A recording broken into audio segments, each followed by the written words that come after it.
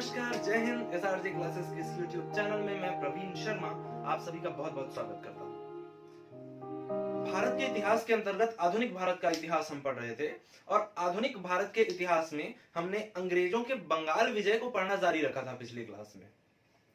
अब अंग्रेजों के बंगाल विजय के अंतर्गत जो प्लासी का युद्ध है 1757 का, वो हमने खत्म किया था और उसके बाद अंग्रेज किस तरह से सिराजुद्दौला को मारने के बाद मीर जाफर को नवाब बनाते हैं बंगाल का, ये हमने पिछली कक्षा में देखा था। अब आज उससे आगे देखते हैं। आज की क्लास में हम बक्सर के युद्ध के बारे में भी पढ़ेंगे, जो कि बंगाल के लिए एक निर्णायक युद्ध साबित होता है और किस तरह से परिस्थितियां बनती हैं, आइए देखते हैं। तो कल तक हमने देखा था कि किस तरह से अंग्रेज सिराजुद्दौला को हराने के बाद जब मीर जाफर का जो पुत्र है वो सिराजुद्दौला को मार देता है, उसके पश्चात सिराजुद्दौला के स्थान पर मीर जाफर को बंगाल का नवाब बना देते हैं। अब मीर जाफर नवाब बन गया, उसके बदले एज अ गिफ्ट अंग्रेजों को 24 परगने देता है अंग्रेजों को। अब ये जो 24 परगने होते हैं, इनकी दीवानी अंग्रेजों को प्राप्त हो गई। इसका अर्थ ये होता है कि इन 24 परगनों से जो कर वसूली है, जो राजस्व वसूली है, वो सिर्फ और सिर्फ अंग्रेज करेंगे। मतलब वहां का सारा जो आय है उन 24 परगनों का, वो अंग्रेजों को ही प्राप्त होगा। ये तो एक क्लियर दान वाला हिसाब था। लेकिन इसके अलावा भी अंग्रेजों की जो नजर थी वो बंगाल के खजाने पर थी, क्योंकि बंगाल जो है, देखिए आप बंगाल का जैसे लोकेशन अगर देखेंगे, देखिए जैसे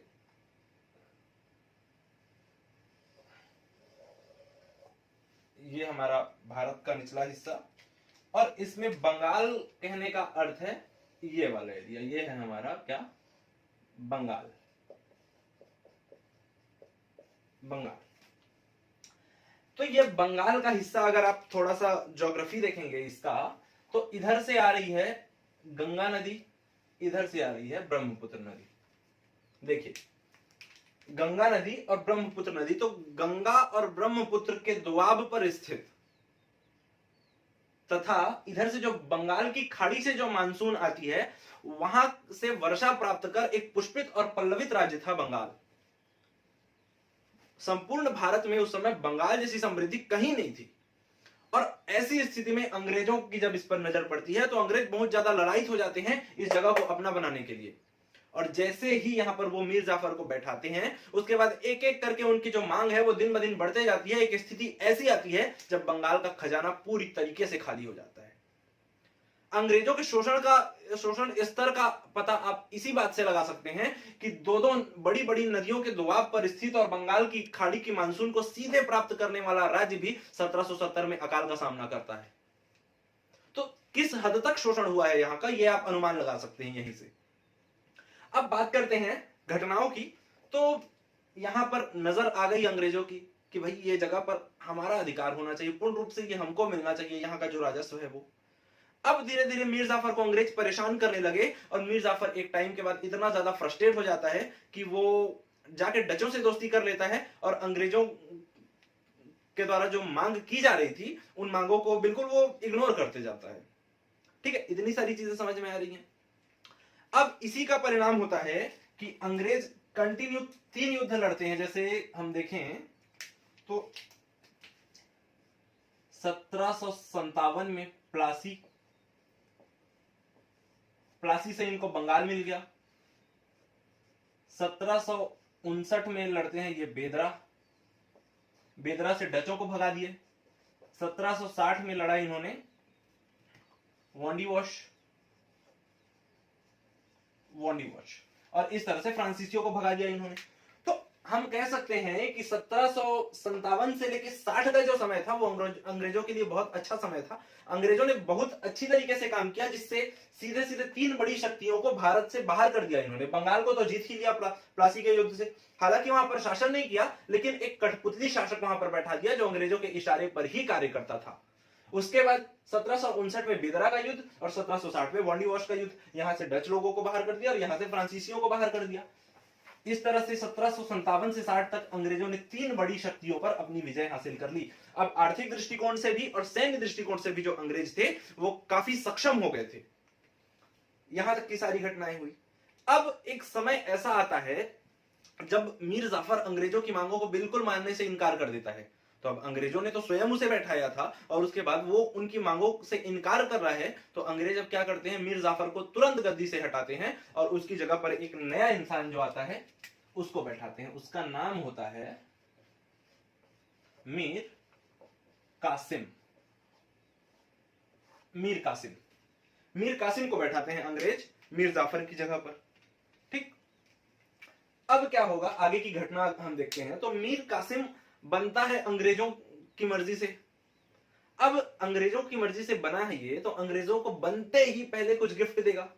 तो गिफ्ट के तौर पर ये 3 परगनों का की जो दीवानी है वो अंग्रेजों को दे देता है। चटगांव, चटगांव, मिदनापुर और वर्धमान। चटगांव, मिदनापुर और वर्धमान, ये तीनों जगहों की जो दीवानी है सॉरी, ये अंग्रेजों को दे देता है मीर कासिम। अब अंग्रेजों को इन 3 जगहों से इतना ज्यादा रेवेन्यू प्राप्त होता है ना कि अंग्रेजों की नजर बहुत ज्यादा खराब हो जाती है बिहार पे, कि भाई इन 3 परगनों से जब हमको इतना ज्यादा दीवानी प्राप्त हो रही है, इतनी ज्यादा राजस्व की प्राप्ति हो रही है, तो अगर संपूर्ण बंगाल पर हमारा अधिकार हो जाएगा तो कितना मिलेगा हमको। अब अंग्रेज लोगों का एकदम मन बन जाता है कि हां, अब हम बंगाल पर अपना पूर्ण रूप से आधिपत्य स्थापित करेंगे। लेकिन मीर कासिम जिसको इन्होंने बैठाया रहता है, ये जब गद्दी पर बैठता है तो कुछ समय बाद इसको भी अपना दायित्व बोध होता है कि हाँ भाई, मैं बंगाल का नवाब हूं, तो बंगाल के लिए भी मुझे कुछ करना चाहिए, बंगाल की जनता के लिए भी मुझे कुछ करना चाहिए। और जब इसको दायित्व बोध होता है तो ये कुछ 2-4 ऐसी नीतियां लेकर आता है जो अंग्रेजों के लिए बहुत ज्यादा, अंग्रेजों को परेशान करने वाली नीतियां होती है। तो आइए नजर डालते हैं एक बार मीर कासिम के द्वारा किए गए कार्यों पर। तो मीर कासिम, मीर कासिम, ठीक है ना। सबसे पहले तो मीर कासिम ने क्या किया, अब देख आप यहां पर देखिएगा, यहां पर कलकत्ता है बंगाल में, है ना, और कलकत्ता के ही जस्ट बाजू में है यहां पर मुर्शिदाबाद। तो आप लोगों को मैंने पिछली कक्षा में पढ़ाया था कि मुर्शिद कुली खान जो कि स्वतंत्र बंगाल का संस्थापक होता है, उसने क्या किया था, ढाका जो आज के डेट में बांग्लादेश की राजधानी है, वहां थी पहले बंगाल की राजधानी, उसको मुर्शिद कुली खान ने चेंज करके लाया था कहां पे, मुर्शिदाबाद में। और मुर्शिदाबाद बिल्कुल अंग्रेजों का जो गढ़ है यहां पर कलकत्ता, उसके जस्ट बाजू में है। तो कहीं ना कहीं अगर मुर्शिदाबाद में बैठकर बंगाल का नवाब अगर कोई नीतियां बनाएगा, कुछ नया काम करना चाहेगा, तो उसकी खबर अंग्रेजों को लगेगी। साथ में अंग्रेज जब चाहे तब, चूंकि पास है ना, तो हस्तक्षेप जब चाहे तब कर सकते हैं। अब ऐसी स्थिति में इस चीज को देखते हुए सबसे पहले मीर कासिम क्या करता है, राजधानी परिवर्तन।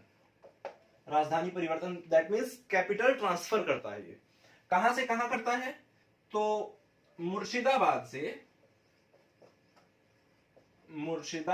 से ये ले जाता है मुंगेर। मुंगेर बिहार में है ना, बिहार का एक जिला है अभी वर्तमान में मुंगेर। तो मुर्शिदाबाद से मुंगेर लेकर चला जाता है राजधानी को। अब दूसरा काम ये करता है, सैन्य सुदृढ़ीकरण। इसका मतलब हम ये कह सकते हैं कि रेनफोर्समेंट ऑफ आर्मी, सेना का सुदृढ़ीकरण करता है। और किस तरीके से सेना को सुदृढ़ करता है, सेना को सुदृढ़ करता है ये यूरोपीय तरीके से। जब मीर कासिम देखता है कि ये अंग्रेजों की जो सेनाएं हैं ये काफी ज्यादा प्रशिक्षित होती हैं, मतलब हमारे 10 सैनिक और इनके 4 सैनिक बराबर हैं लड़ाई के मामले में, तो इसी दृष्टिकोण से ये अपनी सेना को भी सुदृढ़ करने की अपेक्षा से यूरोपीय तरीके से ही अपनी सेना को प्रशिक्षण प्रदान करवाता है। इस तरह से सेना को सुदृढ़ करने का काम करता है। और सेना को सुदृढ़ करने के ही कदम में ये तोप प्लस बंदूक, इसके लिए कारखाना स्थापित करवाता है, कारखाना। ठीक, अब ये दो चीजें तो अंग्रेजों ने जब इसके बारे में जाना कि ये ऐसा ऐसा काम कर रहा है ये, तो अंग्रेजों की फिर हालत खराब होने लगी कि भाई हमने ही इस आदमी को बैठाया ले जाकर वहां के नवाबी पर, वहां के नवाब के पद पर, और ये हमारे ही विरुद्ध ये सब काम कर रहा है। क्योंकि इसको पता था कि आज नहीं तो कल अंग्रेजों से मेरी भिड़ंत तो होनी है, इसलिए सेना को भी सुदृढ़ करने का काम इसने शुरू कर दिया। यहां तक तो चलो ठीक है, यहां तक तो एफोर्डेबल है, कोई दिक्कत नहीं है।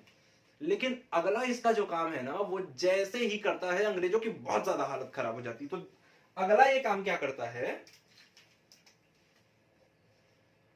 तीसरा, सॉरी, हम लोगों ने पढ़ा था कि 1717 में फर्रुखशियर ने अंग्रेजों को एक दस्तक दिया था, एक फरमान दिया था जिसे मैग्ना कार्टा की संज्ञा दी जाती है, जिसके तहत अंग्रेज 3000 रुपए वार्षिक में संपूर्ण बंगाल में फ्री ट्रेड कर सकते हैं, कर मुक्त व्यापार कर सकते हैं। तो ये क्या करता है ये, और बंगाल की स्थिति इतनी ज्यादा खराब हो जाती है ना, क्योंकि हमने पिछली कक्षा में पढ़ा भी था कि किस तरह से इस दस्तक का, इस फरमान का दुरुपयोग करते हैं अंग्रेज।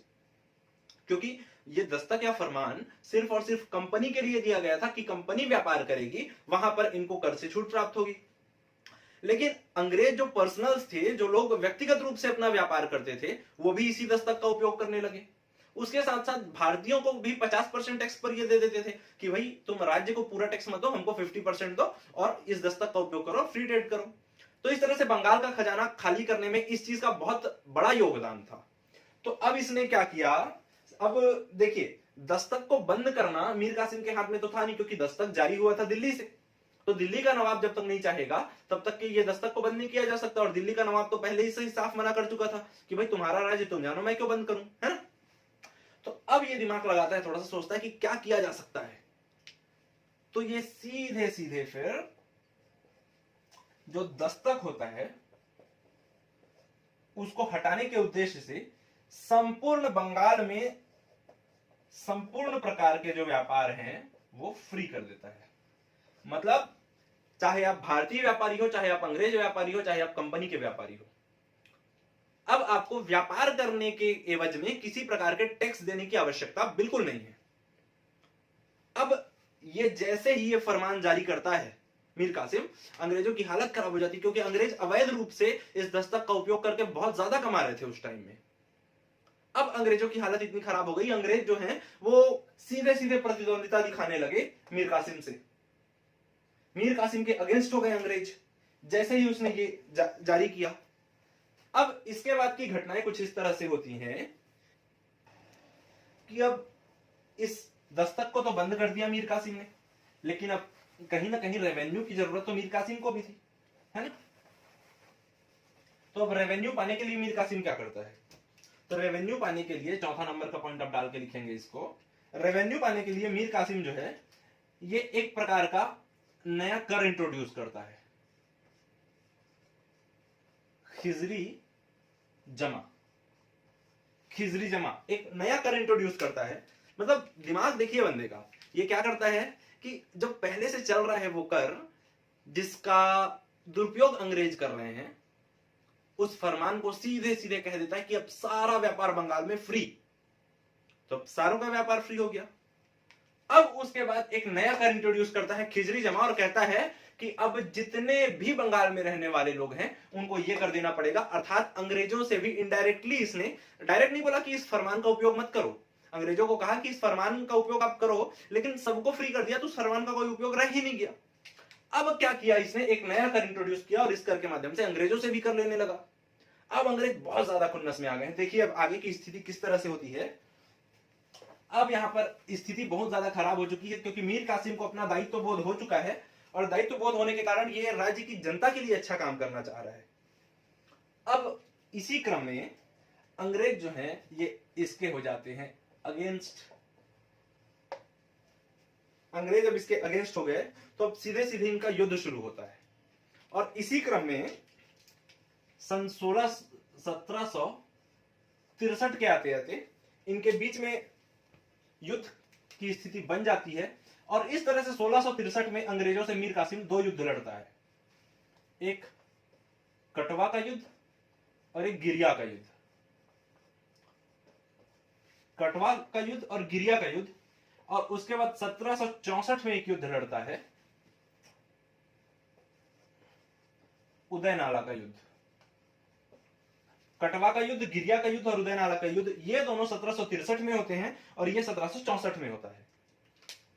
लेकिन अनफॉर्चुनेटली जो मीर कासिम है ये इन दोनों युद्धों में तीनों युद्धों में हार जाता है। और ये 2 युद्ध के हारते तक तो ठीक है, लेकिन जैसे ही उदय नाला के युद्ध में हारता है, यह स्थिति आ जाती है कि इसको बंगाल से भागना पड़ता है।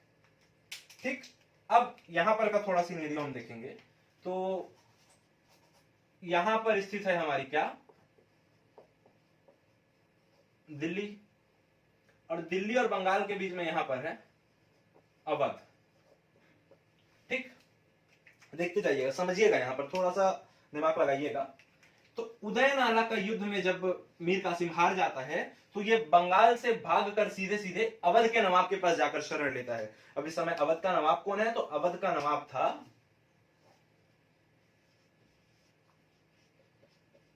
शुजाउद्दौला, और दिल्ली का बादशाह था इस समय शाह आलम सेकंड। ठीक, बंगाल से भागकर जैसे ही मीर कासिम जो है अवध पहुंचता है तो वहां के का जो नवाब था अवध का, शुजाउद्दौला, उससे मदद मांगता है। तो शुजाउद्दौला तो पहले सोचता है कि इसकी मदद की जाए कि ना की जाए, लेकिन इसके बाद शुजाउद्दौला इसके मदद करने के लिए हामी भर देता है, राजी हो जाता है। क्यों?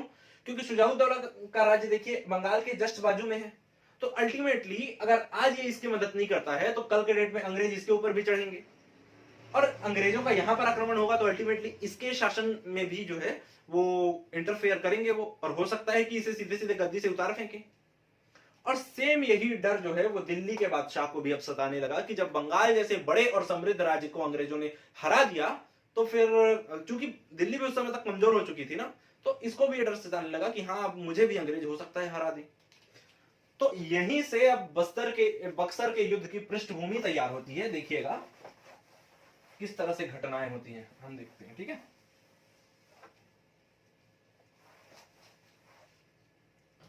देखिए, अब जैसे ही मीर कासिम अवध के नवाब के पास गया, अब यहां से दिल्ली भी खबर भिजवाई जाती है। अब एक त्रिकुट बनता है, त्रिकुट। इस गुट में कौन कौन शामिल होते हैं, तो इस गुट में शामिल होते हैं Mir Qasim plus Shujauddaula plus Shah Alam second. इन तीनों का एक गुट बनता है, और इनके अपोज में होते हैं, इस समय इनके अपोज में होते हैं अंग्रेज। अब बिहार में एक स्थान है बक्सर, बिहार में एक स्थान है, नाम है इसका बक्सर। अब इस बक्सर नामक स्थान पर 22 अक्टूबर 1764 को इस त्रिगुट सेना और अंग्रेजों के बीच एक घमासान युद्ध होता है, और यह युद्ध कई दिनों तक चलता है। तो शुरुआत के कुछ दिनों में तो यह गुट साथ में रहता है, लेकिन जैसे ही लगता है कि हाँ अब हम हारने वाले हैं, वैसे ही ये शाह आलम जो है ये सीधे आकर अंग्रेजों से मित्रता कर लेता है और अंग्रेजों की साइड हो जाता है। ठीक, ये शाह आलम यहां से अंग्रेजों की साइड चला गया, और शुजाउद्दीन जो था ये कुछ समय तक तो इसके साथ, मीर कासिम के साथ मिलकर लड़ता रहा, लेकिन कुछ समय बाद शुजाउद्दौला भी अंग्रेजों के ही पक्ष में हो लिया। अब इस तरह से मीर कासिम जो है ये अकेला पड़ गया। अब अकेला युद्ध तो कर नहीं सकता, अब सीधे सीधे ये क्या किया, मीर कासिम वहां से भाग गया, और भागने के बाद इसका क्या हुआ, ये कहां गया, कब मृत्यु हुई, इसके बारे में किसी प्रकार का कोई ऐतिहासिक साक्ष्य उपलब्ध नहीं है। ठीक, तो इस तरह से अब अंग्रेज जो हैं उनके पक्ष में ये दोनों आ गए हैं। अब सीधे सीधे 22 अक्टूबर 1764 को शुरू हुआ यह युद्ध अंत की ओर अग्रसित होता है, और इसी कड़ी में जब युद्ध का अंत होता है, तो क्योंकि हम लोग जानते हैं कि किसी भी युद्ध का अंत जब होता है तो एक संधि से होता है, तो इसी क्रम में संधि होती है इलाहाबाद की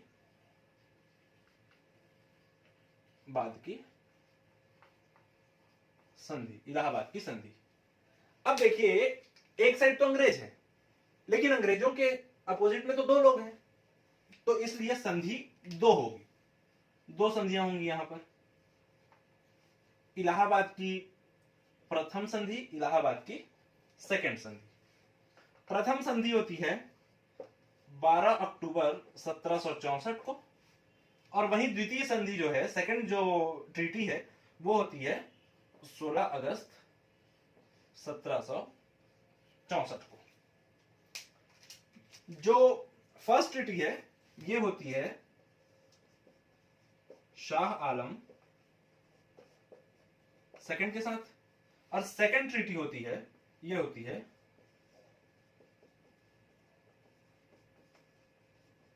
शुजाउद्दौला के साथ। ठीक है, इस तरह से इलाहाबाद की संधि अंग्रेजों की और शाह आलम सेकंड अंग्रेजों और शुजाउद्दौला, इस तरह से दो संधियां होती है। एक संधि, पहली जो संधि है इलाहाबाद की, ये होती है 12 अक्टूबर 1764 को, और दूसरी संधि इलाहाबाद की ये होती है 16 ये अक्टूबर है, सॉरी 16 अक्टूबर 1764 को। ठीक है, देखिए अब ये जब संधि होने वाली होती है ना, एक चीज हमने स्किप कर दिया था कि जब बक्सर का युद्ध होता है, बक्सर का युद्ध, उस समय अंग्रेजों का नेतृत्व करता है हेक्टर मुनरो। इसका नाम आप याद रखेंगे, इसका नाम पूछा जाता है। इस समय क्लाइव नहीं है, याद रखिएगा, रॉबर्ट क्लाइव जो है उसको वापस बुला लिया था अंग्रेजों ने, ब्रिटेन।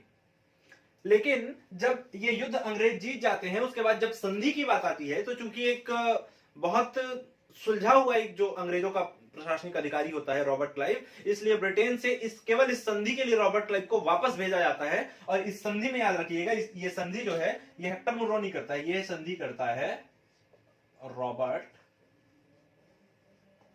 क्लाइव। इसके बाद रॉबर्ट क्लाइव जो है ये भारत आता है।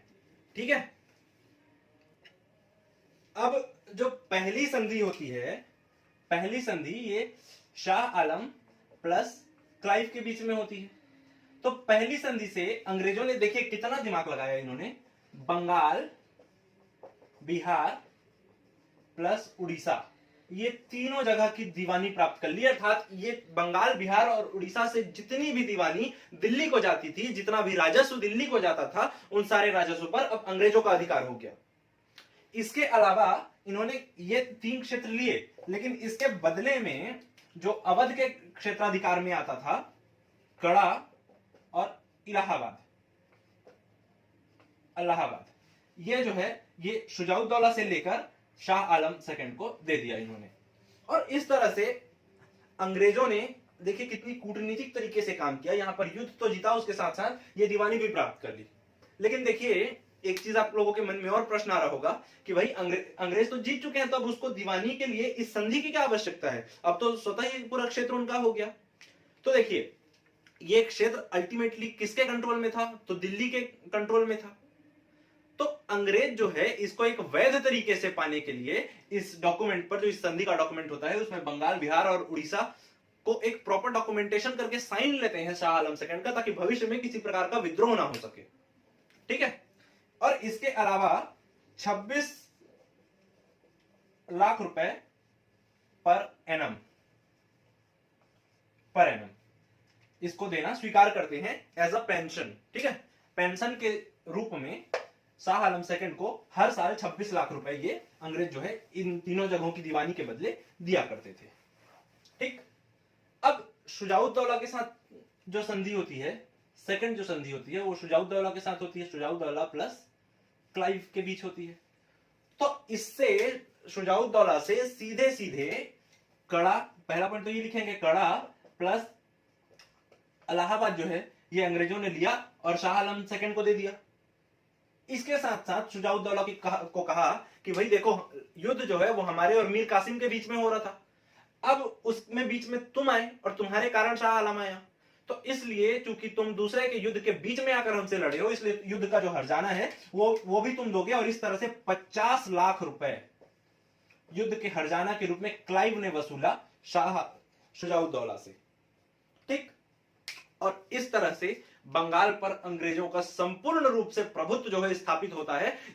यह छोटा सा एक जो निर्णय था क्लाइव के द्वारा लिया गया, जो प्लासी के युद्ध के समय उसने लिया था। देखिए इस छोटे से निर्णय का कितना बड़ा प्रभाव हुआ कि संपूर्ण बंगाल पर, जो कि भारत का सबसे समृद्धतम राज्य था, उस पर अंग्रेजों का पूर्ण रूपेण कब्जा हो गया। यहाँ की दीवानी जो है पूर्ण रूप से अंग्रेजों को प्राप्त होने लगी। न सिर्फ केवल बंगाल बल्कि बिहार और उड़ीसा की भी दीवानी संपूर्ण रूप से अंग्रेजों को प्राप्त होने लगी और इस तरह से जो अंग्रेज है वो बंगाल को जीतते हैं। तो ये था बंगाल विजय हमारा, ये टॉपिक कंप्लीट होता है। अब इसके बाद रॉबर्ट क्लाइव आ गया है। तो रॉबर्ट क्लाइव जो है इसके बाद फिर से इन लोग मीर जाफर को यहाँ का नवाब घोषित करते हैं। मीर कासिम के जाने के बाद